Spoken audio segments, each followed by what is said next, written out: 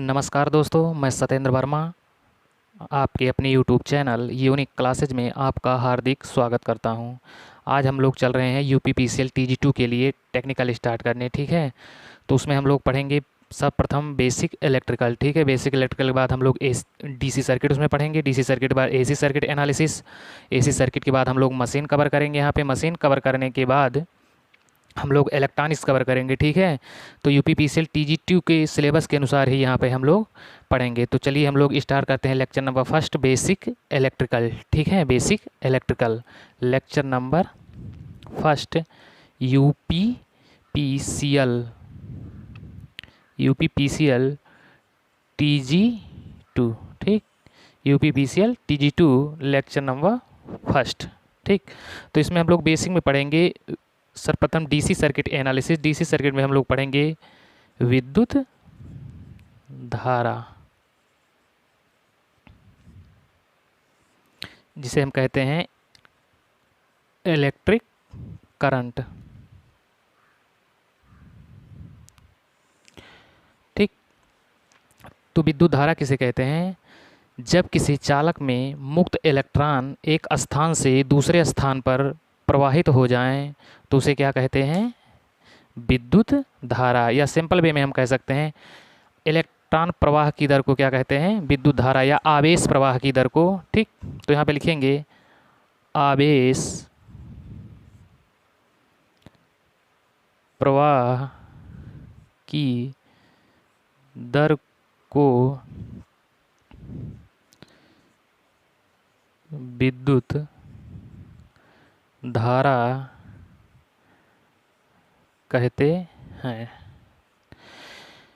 आवेश प्रवाह की दर को विद्युत धारा कहते हैं। ठीक, इसे I से प्रदर्शित किया जाता है। ठीक, तो इस प्रकार हम लिखेंगे I बराबर Q/T। ठीक, तो Q क्या है? हमारा चार्ज, जिसे कहते हैं आवेश। आवेश, और हमारा T क्या है? समय। ठीक, तो इस प्रकार हम कह सकते हैं कि आवेश की यूनिट क्या होता है? कूलाम प्रति समय का सेकेंड। ठीक, तो कूलाम प्रति सेकेंड या इसका एक अन्य मात्रक एम्पियर होता है। इसका एक अन्य मात्रक एम्पियर भी होता है। ठीक है, तो इस प्रकार हमारा विद्युत धारा की दो यूनिट होती है। ठीक, एक कूलाम प्रति सेकेंड और दूसरा हमारा क्या है? एम्पियर। ठीक, तो आगे हम लोग चलेंगे, इसमें देखेंगे कि एम्पियर क्या होता है। ठीक, कभी कभी क्वेश्चन इस प्रकार से पूछ लिया जाता है कि एम्पियर किसे कहते हैं। ठीक है, तो एक वैज्ञानिक के नाम पे हमारा जो है ये विद्युत धारा जो है, विद्युत धारा का नियम दिए थे एम्पियर महोदय ने। ठीक है, ये एक वैज्ञानिक थे। ठीक, तो इन्हीं ने एम्पियर का नियम दिया था इन्होंने। ठीक है, तो इसमें देख लेते हैं एम्पियर क्या होता है। ठीक,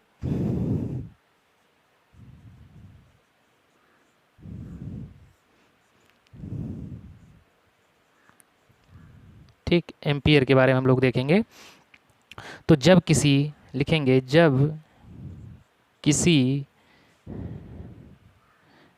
चालक में एक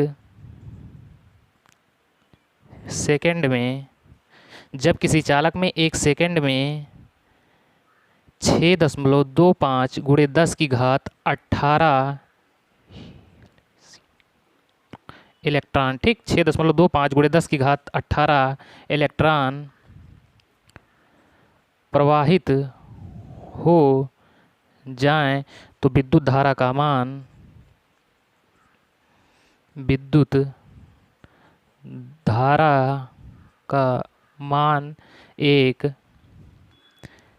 एम्पियर होता है। ठीक, अगर हम विद्युत धारा की चाल की बात करें, विद्युत धारा की चाल, तो विद्युत धारा की चाल 3 × 10⁸ मीटर प्रति सेकेंड होता है। ठीक, तो विद्युत धारा की चाल हम लोग लिखेंगे, इसको पहले रफ करते हैं। ठीक,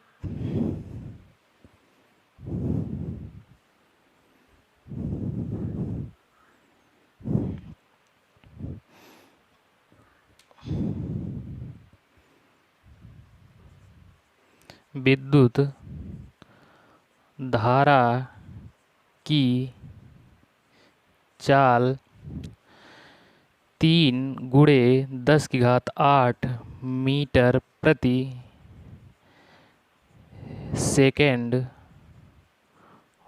होता है। ठीक, तो विद्युत धारा की चाल 3 × 10⁸ मीटर प्रति सेकेंड होता है। ठीक, और प्रकाश की चाल भी हमारी 3 × 10⁸ मीटर प्रति सेकेंड होता है। ठीक, तो यहाँ पे लिखेंगे प्रकाश की चाल 3 × 10⁸ मीटर प्रति सेकेंड होता है। ठीक, तो कभी कभी पेपर में पूछ लिया जाता है कि विद्युत धारा की चाल किसके तुल्य है, तो हम कह सकते हैं विद्युत धारा की चाल प्रकाश की चाल के बराबर होता है या उसके तुल्य होता है। ठीक, तो अगला टॉपिक हम लोग लिखेंगे प्रतिरोध। ठीक, विद्युत धारा को हम लोगों ने कवर कर लिया, अब इसके बाद हम लोग चलेंगे प्रतिरोध के बारे में। ठीक,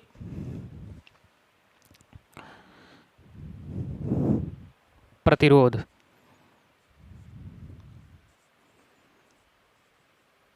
प्रतिरोध जिसे कहते हैं रेजिस्टेंस। ठीक, रेजिस्टेंस, रेजिस्टेंस क्या होता है? किसी पदार्थ का वह गुण जो आवेश प्रवाह में रुकावट पैदा करे या अवरोध उत्पन्न करे। ठीक है, उसे हम क्या कहते हैं? रेजिस्टेंस। ठीक है, रेजिस्टेंस उसे हम कहते हैं प्रतिरोध। ठीक है, ये विद्युत धारा के प्रवाह में क्या करता है? अवरोध उत्पन्न करता है। ठीक, तो इसमें हम लोग लिखेंगे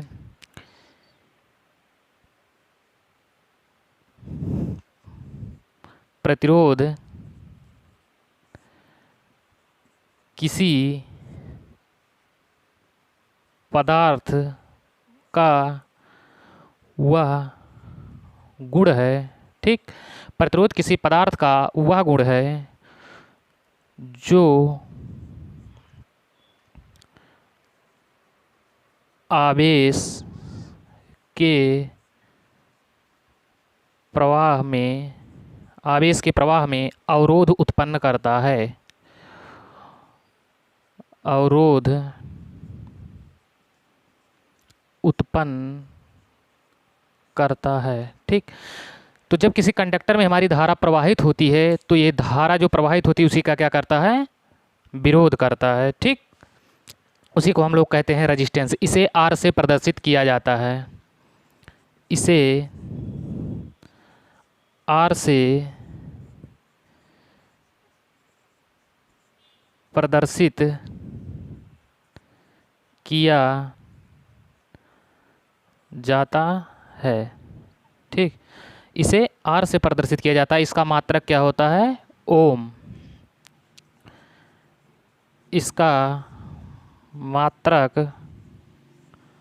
ओम होता है।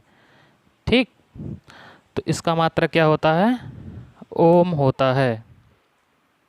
आगे हम लोग चलेंगे, देखेंगे R बराबर रो L/A। ठीक, R बराबर रो L/A। ठीक, R बराबर रो L/A।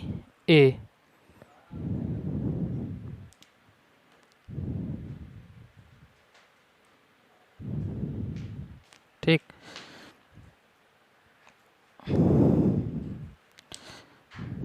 यहाँ पे हम लोग देखेंगे R बराबर रो L/A।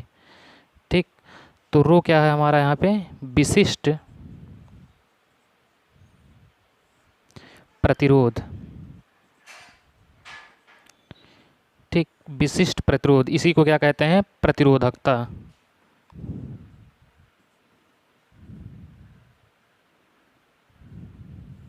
ठीक, विशिष्ट प्रतिरोध या प्रतिरोधकता। ठीक, तो हम लोग अब विशिष्ट प्रतिरोध के बारे में थोड़ा सा देखेंगे यहाँ पे।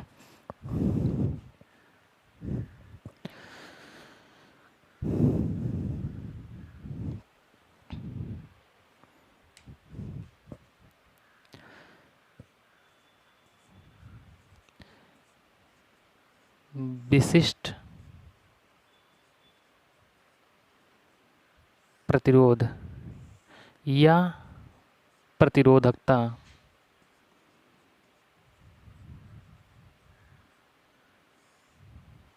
ठीक, विशिष्ट प्रतिरोध या प्रतिरोधकता। तो यहाँ पे हम लोग देखेंगे स्पेसिफिक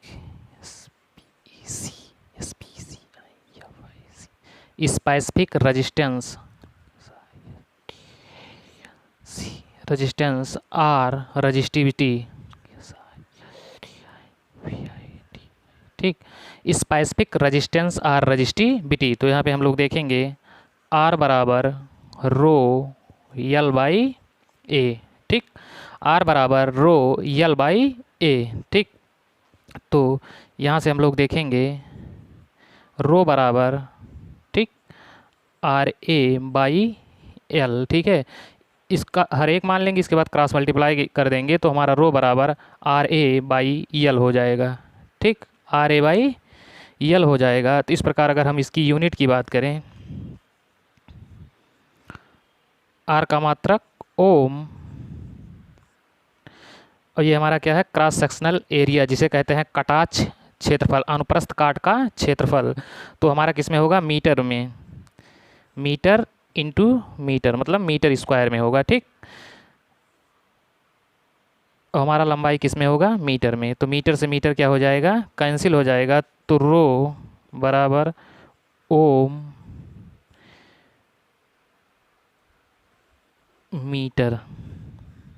ठीक, तो इस प्रकार विशिष्ट प्रतिरोध का मात्रक क्या होता है, ओम होता है। ठीक, अब यहाँ पे हम लोग कवर करेंगे प्रतिरोध के कुछ नियम होते हैं। ठीक है, प्रतिरोध के नियम के बारे में हम थोड़ा सा यहाँ पे देख लेंगे। ठीक है, तो देखिए प्रतिरोध का नियम क्या है। ठीक,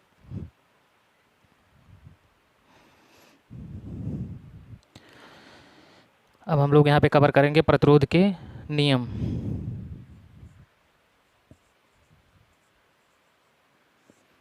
प्रतिरोध के नियम, ठीक, लॉ ऑफ रेजिस्टेंस। ठीक, लॉ ऑफ रेजिस्टेंस। तो प्रतिरोध के मुख्य रूप से 4 नियम होते हैं। ठीक है, तो यहाँ पे हम लिखेंगे प्रतिरोध के नियम में प्रतिरोध के निम्न नियम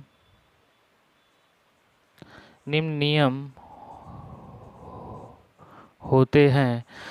तो हम लोग पढ़े थे आर बराबर रो एल बाई ए। ठीक, तो किसी चालक का प्रतिरोध उस चालक के पदार्थ पर निर्भर करता है। ठीक है, पहले हम लोग लिखेंगे, पहले यहाँ पे हम लोग एक बार देख लेते हैं। किसी चालक का प्रतिरोध उसकी लंबाई पे डिपेंड होता है। ठीक है, किसी चालक का प्रतिरोध उसकी लंबाई पे निर्भर करता है। किसी चालक का प्रतिरोध उसके क्रॉस सेक्शनल एरिया, जिसे कहते हैं अनुप्रस्थ काट का क्षेत्रफल, उस पर भी निर्भर करता है, और उसकी प्रतिरोधकता या विशिष्ट प्रतिरोध पर भी निर्भर करता है। और हमारा जो प्रतिरोध होता है ये तापमान पर भी निर्भर करता है। ठीक है, तो इसका कहने का तात्पर्य है कि जब हम किसी चालक की लंबाई, ठीक है, किसी चालक की लंबाई को बढ़ाएंगे तो क्या होगा, किसी चालक की जब हम लंबाई को बढ़ाएंगे तो उसका प्रतिरोध क्या हो जाएगा, बढ़ जाएगा। ठीक, क्योंकि हम लोग यहाँ देख रहे हैं आर प्रोपोर्शनल टू यल। ठीक, तो इसका कहने का मतलब जो हमारा ये लंबाई है ये प्रतिरोध के क्या है, डायरेक्टली प्रोपोर्शनल या समानुपाती इसी को कहते हैं। ठीक है, तो आर प्रोपोर्शनल यदि हम लंबाई को बढ़ाएंगे, ठीक है, यदि हम लंबाई को बढ़ाएंगे तो हमारा प्रतिरोध क्या होगा, बढ़ जाएगा। ठीक, जब हम लंबाई बढ़ाएंगे तो प्रतिरोध बढ़ जाएगा। इसी प्रकार हम दूसरा देखेंगे आर प्रोपोर्शनल 1/A। ठीक है, इसी को कहते हैं क्रॉस सेक्शनल एरिया। ठीक, इसी को कहते हैं अनुप्रस्थ काट का क्षेत्रफल। ठीक, अनुप्रस्थ काट का क्षेत्रफल का मतलब ये है किसी कंडक्टर जो हमारा चालक होता है उसके व्यास से मतलब होता है, उसका डायामीटर, ठीक है।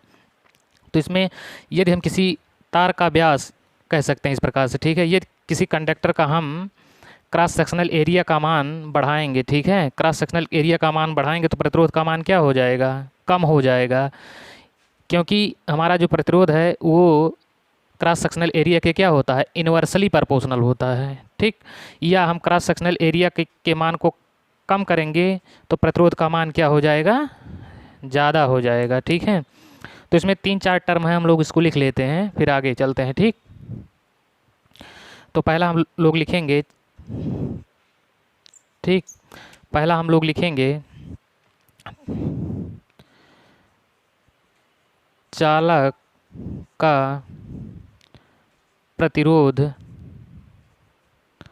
चालक का प्रतिरोध उसकी लंबाई पर निर्भर करता है, ठीक। कहने का मतलब ये है कि R प्रोपोर्शनल EL, यदि हम लंबाई को बढ़ाएंगे तो प्रतिरोध का मान क्या होगा, बढ़ जाएगा, यदि हम लंबाई को घटाएंगे तो प्रतिरोध का मान घट जाएगा, ठीक। यदि हम लंबाई बढ़ा, यदि किसी चालक की हम लंबाई को बढ़ाते हैं तो उसका प्रतिरोध बढ़ जाता है, यदि हम लंबाई को घटाते हैं तो प्रतिरोध का मान क्या हो जाता है, घट जाता है, ठीक। इसी प्रकार हम दूसरा देखेंगे, चालक का प्रतिरोध, चालक का प्रतिरोध, चालक का प्रतिरोध अनुप्रस्थ काट के क्षेत्रफल के व्युत्क्रमानुपाती होता है,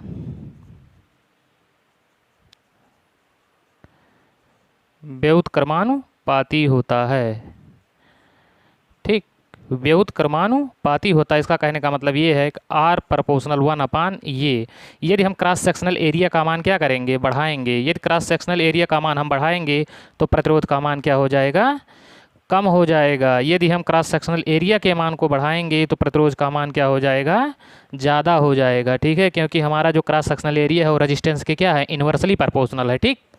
आगे हम लोग देखेंगे तीसरा, चालक का प्रतिरोध, चालक का प्रतिरोध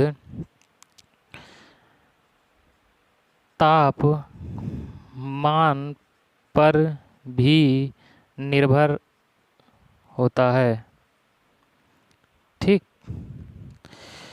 तो हमारा जो चालक होता है वो उसके तापमान पे भी डिपेंड करता है, चालक का प्रतिरोध चालक के तापमान पर भी निर्भर करता है, ठीक। तो इसको आगे चलते हैं हम लोग फिर,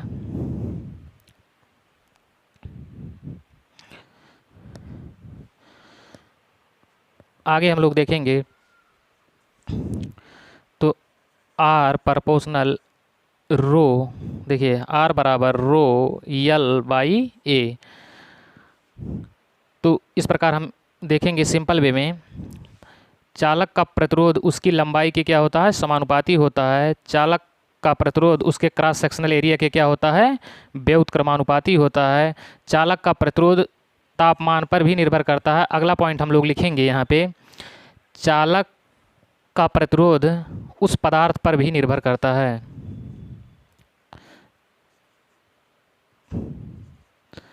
चालक का प्रतिरोध पदार्थ पर निर्भर करता है, ठीक। इसका कहने का मतलब ये है, चालक का जो प्रतिरोध होता है वो पदार्थ पे डिपेंड होता है। इसका कहने का मतलब ये है कि जो हमारा चालक होता है वो किस मटेरियल का बना हुआ है इस पे भी डिपेंड करता है, ठीक है। तो ये हमारा था लॉ ऑफ रेजिस्टेंस, ठीक है। आगे हम लोग चलेंगे, आगे हम लोग चलेंगे पोटेंशियल देखेंगे, विभव क्या होता है। ठीक, पोटेंशियल, विभव।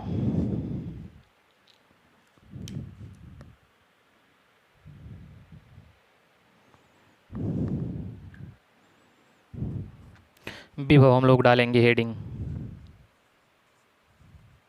विभव, या इसी को कहते हैं पोटेंशियल। ठीक, विभव। तो विभव क्या होता है, जैसे हमारा कोई धनावेश चार्ज है, ठीक है, एकांक धनावेश को अनंत से किसी बिंदु तक लाने में किया गया कार्य। ठीक है, जैसे मान लीजिए हमारा कोई यहाँ पे एकांक धनावेश, ठीक है, पॉजिटिव चार्ज हमारा है, एकांक धनावेश को अनंत से किसी बिंदु तक, मान लीजिए ये बिंदु तक लाने में किया गया जो कार्य है, एकांक धनावेश को अनंत से किसी बिंदु तक लाने में किया गया कार्य क्या कहलाता है, विभव कहलाता है। ठीक, तो इस प्रकार हम देखेंगे V बराबर W/Q। ठीक है, तो W क्या है, कार्य बटे कूलाम। ठीक, कार्य बटे कूलाम, V बराबर W/Q। ठीक है, तो कार्य का मात्रक क्या हुआ, जूल। ठीक, जूल, आवेश का मात्रक कूलाम। तो इस प्रकार हमारा क्या हुआ, जूल प्रति कूलाम, ये हमारा क्या है, आवेश था। ठीक, तो इस प्रकार हमारा क्या हुआ, जूल प्रति कूलाम। ठीक, या इसी को क्या कहते हैं, वोल्ट। ठीक, तो हम लोग थोड़ा सा डिफिनेशन लिखेंगे इसका। ठीक है,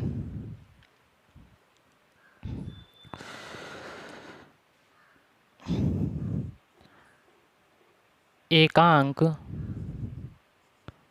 धनावेश, ठीक है, एकांक धनावेश को अनंत से लाने में किया गया कार्य विभव कहलाता है। ठीक, एकांक धनावेश को अनंत से किसी बिंदु तक लाने में किया गया कार्य हमारा क्या कहलाता है, विभव कहलाता है। इस प्रकार हम लिखेंगे V बराबर W/Q। ठीक, तो ये हमारा क्या हुआ, कार्य बटा आवेश, इसकी यूनिट क्या निकल के आई, कार्य का मात्रक क्या होता हमारा, जूल। ठीक, जूल प्रति आवेश का कूलाम। ठीक, जूल प्रति कूलाम, या इसी को हम कहते हैं या वोल्ट। ठीक, जूल प्रति कूलाम या वोल्ट। अब हम लोग आगे चलेंगे, छोटी सी डिफिनेशन है ओम का नियम। ठीक,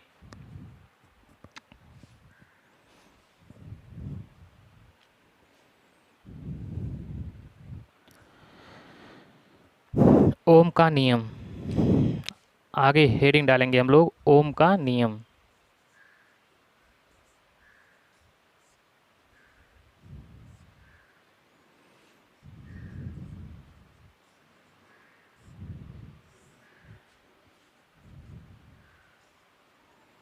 ओम्स लॉ,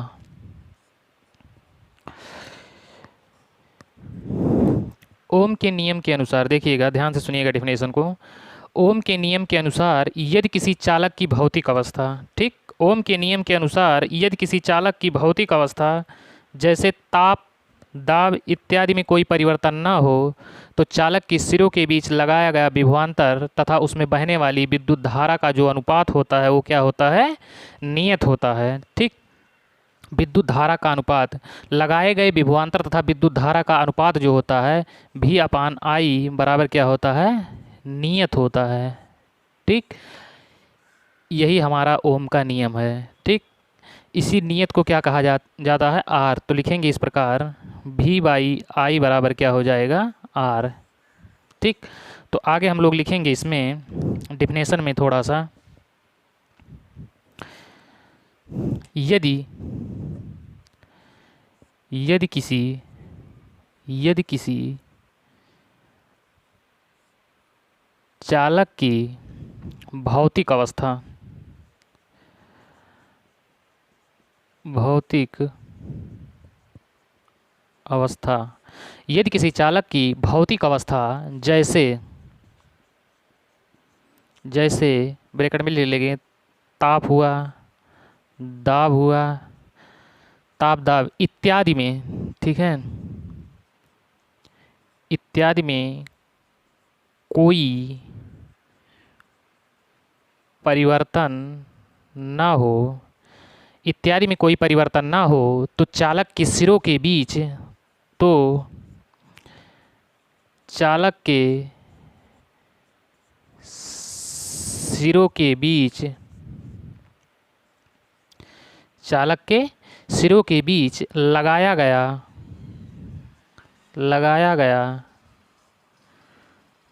विभवांतर, चालक के सिरों के बीच लगाया गया विभवांतर तथा उसमें बहने वाली विद्युत धारा, लगाया गया विभवांतर तथा उसमें बहने वाली धारा का अनुपात नियत होता है, ठीक। फिर से हम लोग एक सिंपल वे में इसको देखेंगे। यदि किसी चालक की भौतिक अवस्था जैसे ताप दाब इत्यादि में कोई परिवर्तन ना हो, तो चालक की सिरों के बीच लगाया गया विभवांतर तथा उसमें बहने वाली जो विद्युत धारा है उसका अनुपात क्या होता है, नियत होता है, यानी कांस्टेंट होता है, ठीक है।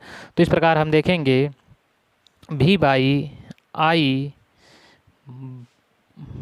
बराबर नियत, ठीक, या कांस्टेंट, ठीक। तो इस प्रकार हम लोग देखेंगे V बराबर आई बराबर V अपान आई बराबर क्या हो जाएगा, R, ठीक, या लिखेंगे R बराबर V बाई आई, ठीक, या V प्रोपोर्शनल आई, ठीक, V प्रोपोर्शनल आई। नियत का मतलब क्या हुआ, V प्रोपोर्शनल आई, ठीक। ये हमारा ओम का नियम है, ठीक है। अब आगे हम लोग देखेंगे ओम के नियम में V आई वक्र, ठीक है।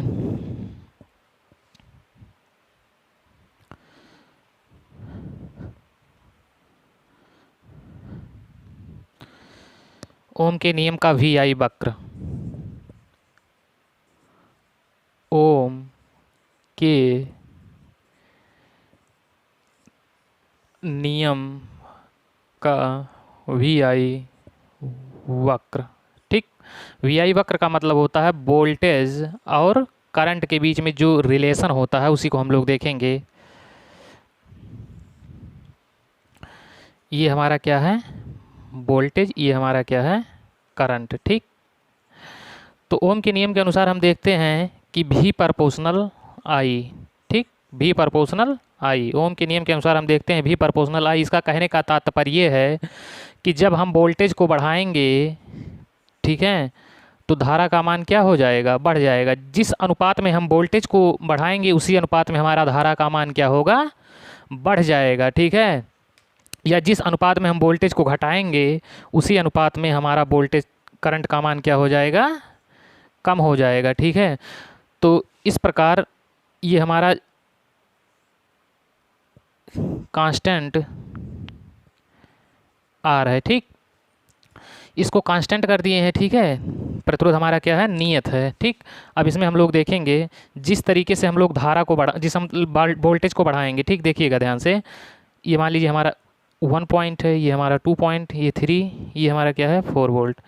इस पे देखेंगे 1 2 3 4, यहाँ पे 4 वोल्ट तक लिए हैं, यहाँ पे हम लोग 4 एम्पियर की धारा को लिए हैं, ठीक है। अब हम लोग यहाँ पे देखेंगे, अब मान लीजिए इस जीरो पे था तो हमारा दोनों क्या थे, जीरो पे थे, हमारा वोल्टेज भी जीरो पे था और हमारी करंट क्या थी, वो भी जीरो पे है। अगर हम वोल्टेज को 1 बढ़ा देते हैं तो देखिए जैसे हम वोल्टेज को 1 बढ़ाएं तैसे हमारी धारा का मान क्या हुआ, उसी अनुपात में 1 एम्पियर ये भी बढ़ गया, ठीक है।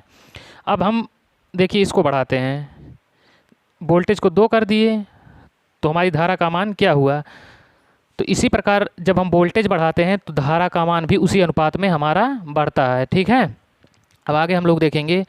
तो इस प्रकार कभी कभी पेपर में पूछता है कि ओम के नियम में करंट और वोल्टेज के बीच का जो वक्र होता है वो कैसा होता है, तो हम लोग लिखेंगे लीनियर होता है। क्या होता है, देखिए रैखिक होता है, इसी को कहते हैं रैखिक या लीनियर। तो लिखेंगे यहाँ पे नीचे हम लोग लिखेंगे ओम के नियम का वक्र रैखिक होता है, वी आई वक्र लिखिएगा, वी आई वक्र कैसा होता है, लीनियर। लीनियर यानी रैखिक होता है। ठीक। अब ओम का नियम जो है वो सेमीकंडक्टर पे लागू नहीं होता है। ठीक। ओम का नियम अर्धचालक पे लागू नहीं होता है। ठीक। ओम का नियम नोट बना के लिख लीजिएगा, नोट पॉइंट। ओम का नियम, ओम का नियम अर्धचालक यानी सेमीकंडक्टर, ठीक है, अर्ध चालक पर लागू नहीं होता है। ठीक। ओम का नियम अर्धचालक पर लागू नहीं होगा। चलिए आज हम लोग यहाँ तक कंप्लीट कर चुके हैं। कल हम लोग पढ़ेंगे क्लासिफिकेशन ऑफ मटेरियल। ठीक है, इलेक्ट्रिकल में जो जो धातुएं हमारी यूज होती हैं, ठीक है, उसी के बारे में हम लोग चालक, अर्धचालक या कुचालक के बारे में हम लोग यहाँ पे अध्ययन करेंगे कल से। ठीक। तब तक के लिए जय हिंद, जय भारत।